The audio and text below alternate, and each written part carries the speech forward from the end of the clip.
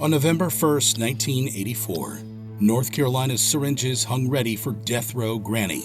Margie Velma Barfield was set to become the first woman executed in the United States in over 2 decades. Despite the finality of the hours ahead, Velma remained composed. She slept soundly in her cell at Central Prison in Raleigh, as though the weight of her fate had finally given way to exhaustion. In the quiet of that night, a guard assigned to watch her closely broke the silence. "You okay?" he asked softly. "Yes," she murmured, rolling over and settling back into sleep, her voice calm, as if tomorrow weren't rapidly approaching. Velma's life once seemed ordinary. A farm girl from South Carolina, born in 1932, she raised children, became a grandmother, and lived what many call a quiet life. But beneath that calm facade lay a sinister truth, a pattern of deadly choices that would lead her to death row. It was the murder of her fiancé, Stuart Taylor, that unraveled her dark secrets. His death, caused by arsenic-laced beer, revealed a horrifying history she had managed to keep hidden. Her trial exposed a shocking truth. Taylor wasn't her first victim. Investigators began connecting the dots, uncovering a chilling pattern. 2 of her husbands had met suspicious ends, one in a house fire, the other poisoned. Even her own mother wasn't spared, poisoned twice, the second time fatally in 1974. Her work as a caregiver was no less sinister. 3 patients lost their lives under her watch, their fates concealed behind her disarming smile. Velma didn't stir until just after 6. She coughed softly, sitting up and asking the guard for hot water and instant coffee. "I really slept well," she remarked with a faint smile as she wrapped her hands around the cup. "Must have been because I barely slept the night before." She even chuckled, amused at the irony of sleeping so soundly when the countdown to her final day had already begun. Coffee in hand, Velma turned to her Bible, flipping through the worn pages with steady hands. On death row, she had become a born-again Christian, finding solace in her faith. Her newfound spirituality became her anchor, and she spent her remaining years ministering to other inmates, and even to some of the guards.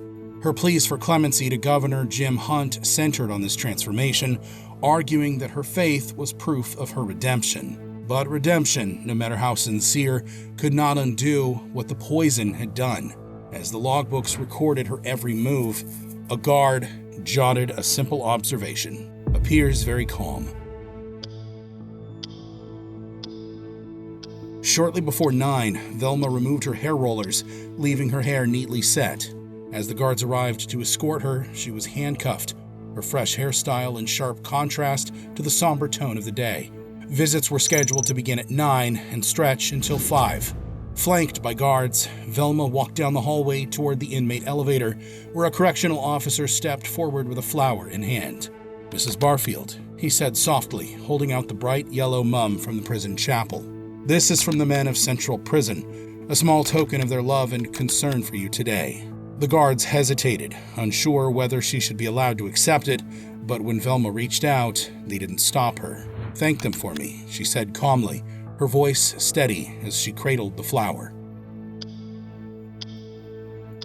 Just after 11:30, Velma sat waiting in the visitor room, anticipation lighting her face. She had been looking forward to this specific visit for months.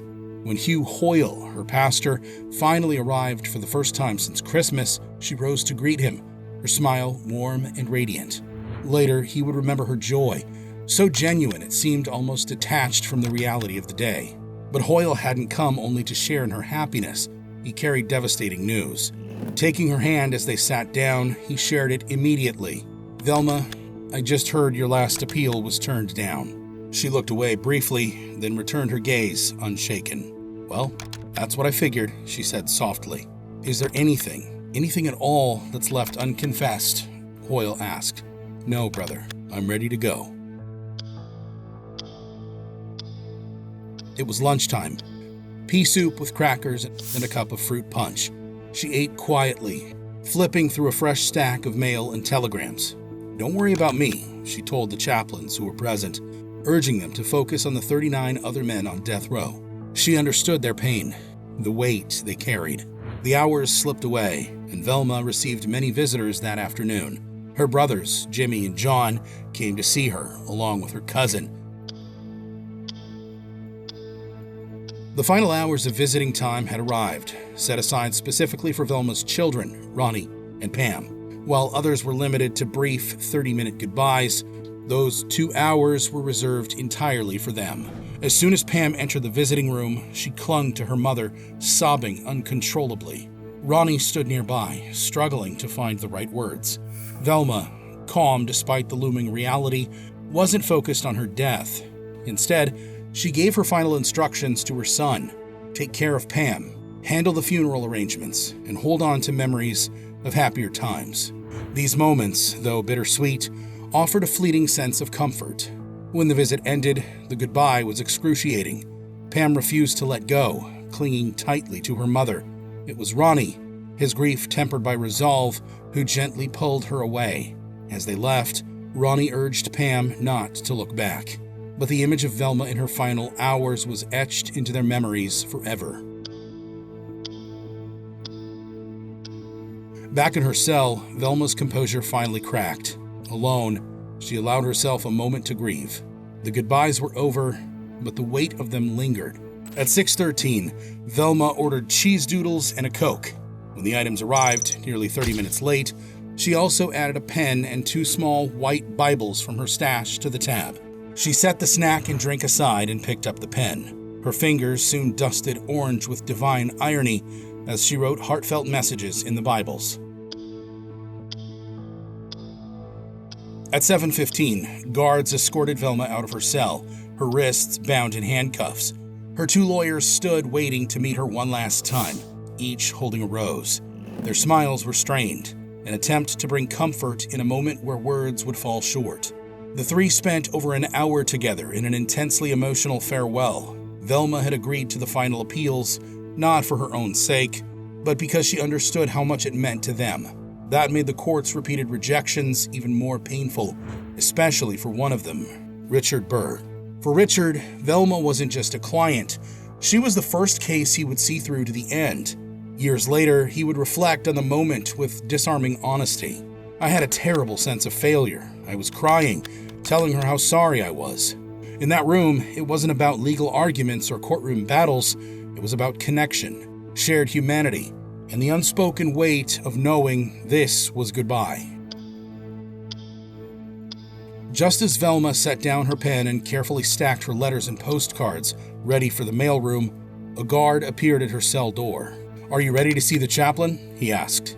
"Anytime," she replied, her voice calm. Chaplain Phil Carter entered the cell at 11:30, unusually nervous, afraid he might fail to offer the comfort Velma needed. But almost immediately, his unease dissolved. Her concern wasn't for herself. She spoke only of others, her children, her family, her lawyers, the warden, the chaplain himself, even the people preparing to take her life. That's all she talked about, he would later recall. It was 1:45 in the morning on November 2nd, 1984. The final moments had arrived. Velma dressed in her pink pajamas, her final request honored. A diaper was added as a grim practicality. A stethoscope and heart monitor were taped to her chest as the wheeled gurney arrived outside her cell. Guards secured her body and legs with thick straps and inserted catheters into her arms. The saline drip began to flow as she was prepared for the last journey. A few minutes before 2 a.m., Death Row Granny was wheeled into the execution chamber. Onlookers peered through the glass, silent witnesses to what some saw as justice and others as vengeance. 3 syringes were attached to the IV lines, each operated by a different volunteer. One line was a dummy, ensuring none of them would know if they had delivered the fatal dose. When asked if she had any final words, Velma spoke calmly. "I want to say that I am sorry for all the hurt that I have caused. I know that everybody has gone through a lot of pain, all the families connected, and I am sorry. I want to thank everybody who has been supporting me all these 6 years." Shortly after, the warden gave the signal. At precisely 2:15 a.m., Velma Barfield was pronounced dead. The process was smooth, clinical, and unyielding in its finality. 10 minutes later, her body was taken away in a waiting ambulance, passing crowds of demonstrators on both sides of the capital punishment debate. If your mother was convicted of crimes like these, would you still visit her on her final day? Your support makes this channel possible. Like this video, subscribe, and hit the notification bell to help keep this content coming.